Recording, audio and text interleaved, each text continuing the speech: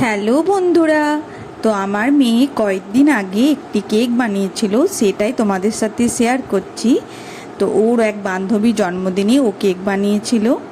ওদের কোনো বন্ধু বান্ধবী জন্মদিন থাকলে ওরা সবাই মিলে আমাদের বাড়ির সামনে একটি গ্রাউন্ডে সবাই দেখা করে, গিফট দেয়।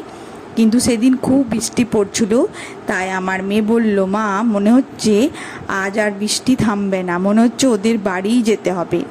ওদের বাড়ির সবাই ডিম খায় না, তাই এগলেস কেক বানিয়েছিল যাতে সবাই একটু টেস্ট করতে পারে।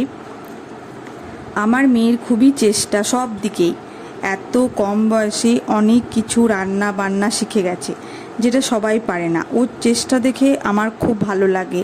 ও নিজের হাতে বানিয়ে সবাইকে গিফট করতে চায়। ওর বাবার জন্মদিনেও কেক বানায় এগলেস, ওর বাবাও ডিম খায় না।